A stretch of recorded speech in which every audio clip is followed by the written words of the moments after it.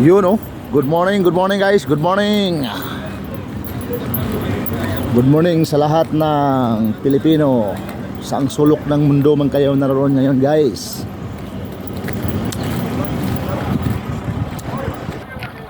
Ngayon guys ay umaga at papasok tayo ngayon guys sa trabaho natin. Nandito tayo ngayon guys sa parkingan ng mga equipment at saka mga truck. Meron tayong titingnan nito guys, i-check up na unit. Kung nandito ba yung i-operate natin ngayon.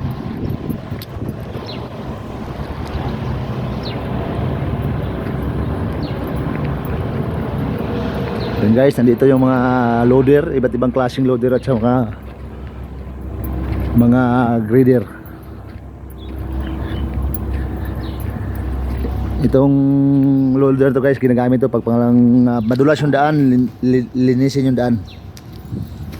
Yan. Itong klase na loader. Siyempre guys, hindi mawawala yung bilas truck guys. Yan. Belarusian truck yan guys. Yan. Isa yan guys sa mga pinakaunang plate dito sa mina dito guys. 130 tons na bilas. At siyempre guys, hindi mawawala yung 30 tonner na mga bulbo. Yan guys.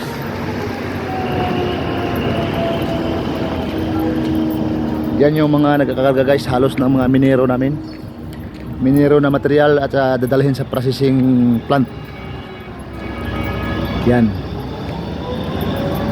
Ito yung ginagamit na kargahan ng mga minero kasi halos lahat guys ng mga processing plant dyan, ito lang yung magkasya. Yan. Kaya ito halos ang humahakot ng mga minero. Yan. Yung bulbo na 30 tonner. At hindi rin nawawala guys yung mga Komatsu na SD truck. Yan. Ito naman guys, halos yung nagkakarga ng mga waste material gaya ng mga malaking bato na hindi pinaprocess, itapon na, ito yung magkakarga.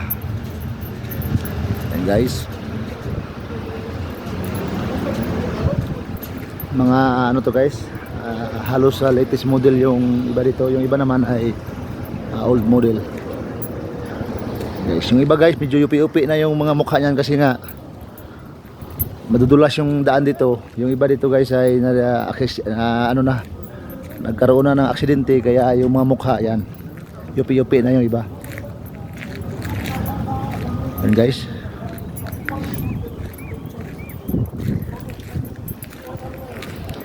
Yan yung plate ng Komatsu.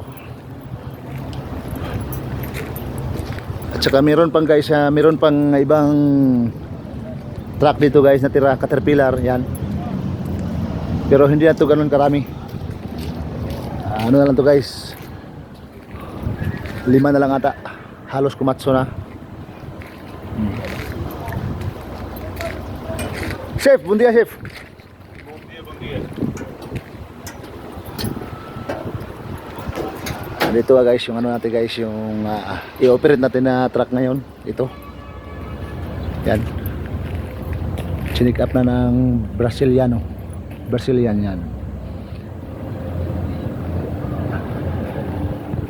Chinik up niya guys yung tire system indicator natin, kung gumagana ba ng maayos. Chef, what's the problem? ¿Qué? O cuál es el problema? No tengo problema. ¿No te problema? No tengo. Ya. No. Ese problema de cada día no pneu baja. Precisa? Verificar. Depois, ya? Obrigado.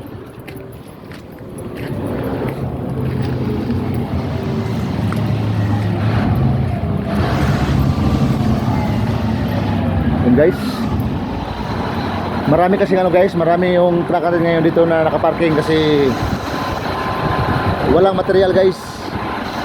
Bukas pa yung schedule ng Explosaw.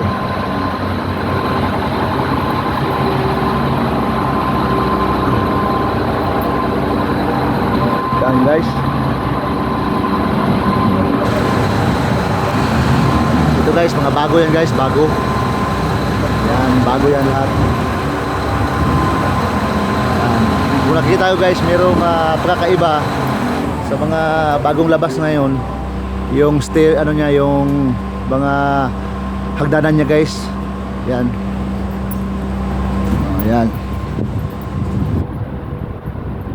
Lahat ng bago guys, yung isa sa makikita mo na pagkakaiba. Unang makikita mo yung hagdanan, iba siya. Yan. Yan. May pagkakaiba siya guys. Mga bagong ano to guys, bagong asimbol. Yan. Yun guys, yan. Ito guys, medyo may kalumaan na to, kaya makikita nyo yung harap niya. Wala siyang hagdanan.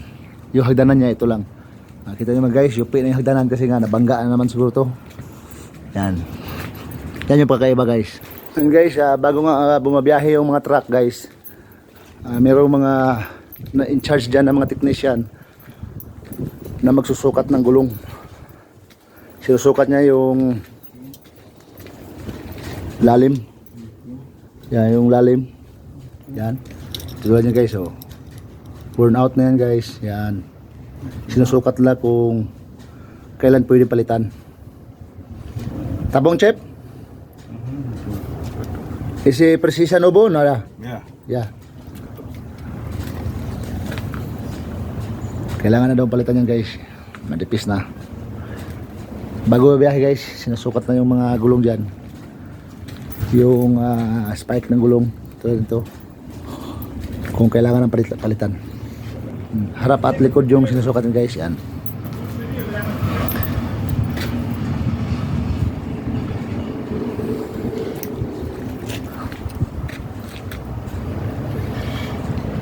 Yung pagsukat kabilang gilid yan guys, para makita kung disalign ba or hindi. Ayan guys, makikita mo guys yung medyo may kalumaan na yung kumatsu natin, kasi yung iba yung design ng ano niya guys, yung hagdanan. Yun. Yan. Yan yung mga unit na medyo may kalumaan na. Ayan na guys. Sana sa mabuting kalagayan tayong lahat guys. Okay. Okay.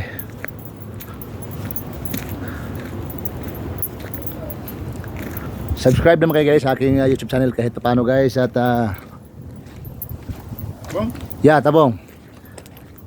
Makabigay tayo guys ng kahit paano impormasyon tungkol sa mga Pilipinong nagtatrabaho dito sa minahan sa Africa guys. Yun, God bless ating lahat.